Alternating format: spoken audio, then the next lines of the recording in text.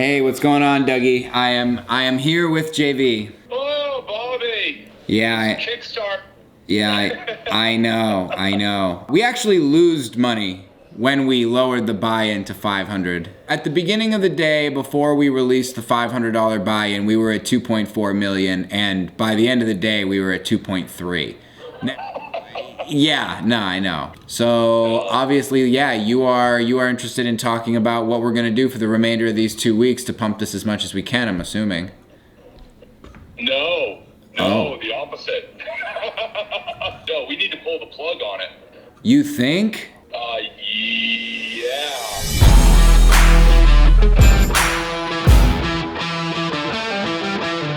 Oh, and you want to pull the plug on the entire thing.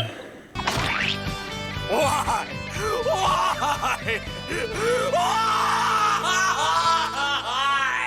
The fact that this campaign has absolutely zero organic growth, I think we're just going to be pushing good money after bad.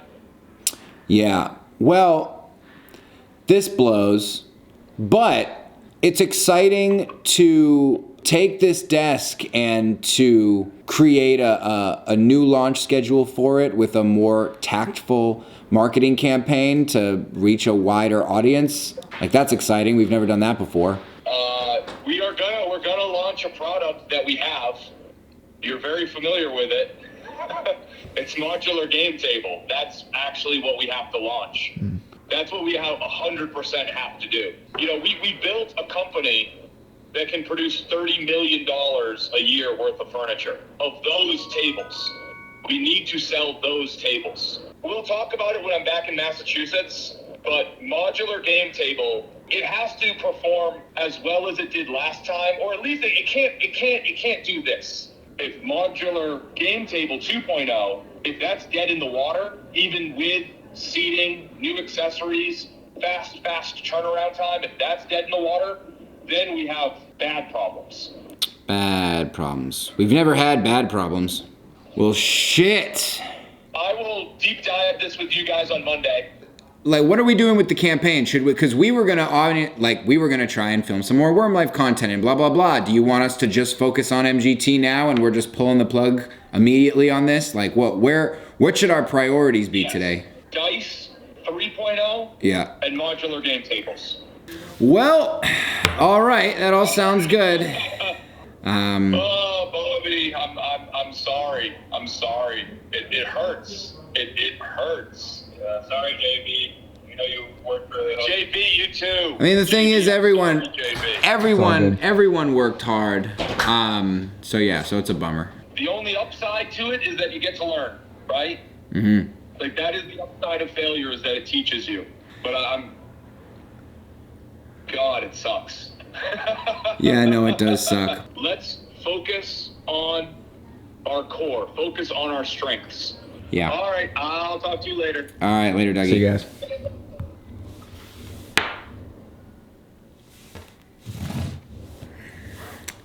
That is not what I was expecting. Thousands of tears later. What's up, Doug? Hey, how's it going, Jason? So, yeah. I just sent in an email, but long story short, we are not funding this Kickstarter. It's not happening. Nope.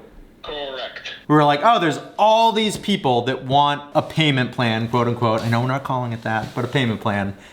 And we fucking shot ourselves in the foot because now we need 6 times as many backers to get the 3 million. They are not there. Now what? Correct. Are we pulling the plug on the modular desk campaign now, or are we letting it kind of run out its course of not funding? No, it is better to be proactive, have good messaging, state these are our next steps. We are going to cancel this as a Kickstarter because we don't think this has the mass market appeal a Kickstarter necessitates, or that a Kickstarter actually would help. If we relaunch modular game table, which I am currently advocating, we need to prove that this Kickstarter can at least, I think, hit halfway up that bar. Maybe we're not a $30 million company, maybe we're a $20 million company, but I think we'd be able to manage that downsizing. Downsizing? Yeah. There may have been a false economic signal that caused us to overinvest. We need to make sure that signal is real. Why would we not do that on the website? Yeah, so I agree with you about launching MGT ASAP. I disagree about on Kickstarter. Kickstarter is not bringing us customers. I think we bring our customers to Kickstarter. Why don't we use Kickstarter as a marketing tool? Launch a very, very limited MGT Kickstarter, and you're the first wave of pre-orders. And we use that Kickstarter to direct people to our website. Because at the end of the day, it's weird to just launch a Kickstarter like every 6 months for MGT to keep the production line going. It just makes it so that we actually have a much more significant cash flow up front, I think. So here is what I would advocate Modular Game Table 2.0 to look like. I would be comfortable capping it. In fact, I think we should cap it. Somewhere between 5,000 and 7,500 spots. 5,000, I think, is what we can realistically sort of push through in a year. They would not use BackerKit. They would then get a $250, they'd get a credit on wormwoodgaming.com, and they would use our visualizer on wormwoodgaming.com and be able to check out with a firm. And so they'd be able to break it up into multiple payments. And our visualizer should show the price point, and then also under the price point, what the payment plan would be. Then it could just be open on the website. I'm just not confident that Kickstarter is the one bringing us those 5,000 customers. I think is more likely than not. There's not enough oomph in pre-orders. Then what, Jason? What is your plan? Okay, we go with the Jason plan. We offer pre-orders. The volume is not there. Maybe I think I look at it differently than you, because you look at it as like, oh, if we can secure a year's worth of orders now, we bought a year, and if we don't get a year's worth of order on the website immediately, then we don't have a year's worth of order. But if we get 4 months immediately, and then we start dribbling out a month and a half every month, then we're at a year. It just takes a little bit longer, but we're in control the whole time. I am so absolutely skeptical our website is going to create that volume. What would be the downside to trying to sell MGT on the website, and if it doesn't go well, launching a Kickstarter? If Modular Desk had done what we thought it would do, I was very comfortable taking that strategy. But when Modular Desk underperforms so radically, that is not the time Dougie takes a risk. What if we take a non-risk play? What if we put MGT on the website for backorder while we are building an MGT Kickstarter? Sure. And then if like sales are great and good, we never launch. If it's fucking tanked and we're not getting sales, then we launch. What is our marketing team? Like, we're literally just putting it on the website and not pushing it at all? We definitely would be pushing it. I think Bobby and his team should work on Christmas stuff and DICE 2.0 stuff very hard. And we need to really strategically think out, what is our next play? How are we going to backfill that? Like a rainbow fading in the twinkling of an eye.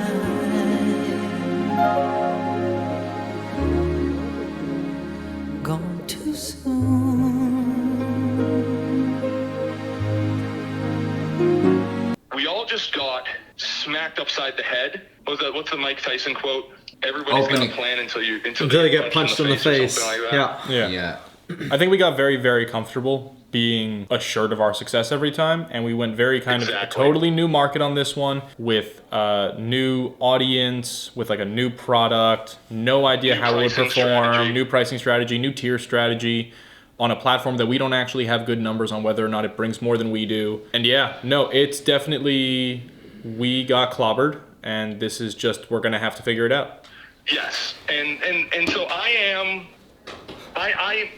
I believe we may be the wrong size, okay? Where actually we're not a $30 million company, a $20 million company. You know what, guys? I'd be fucking thrilled with a $20 million company. But the thing is, we're right now staffed at a $30 million company.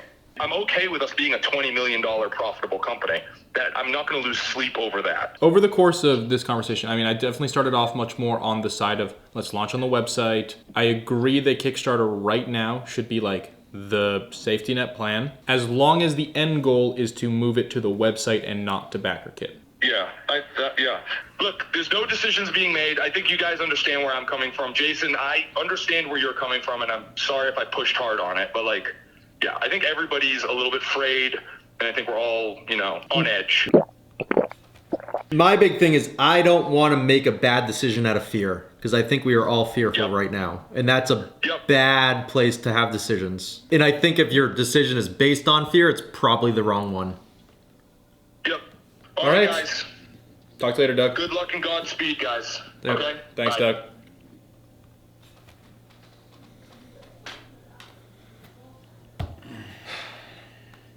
All right.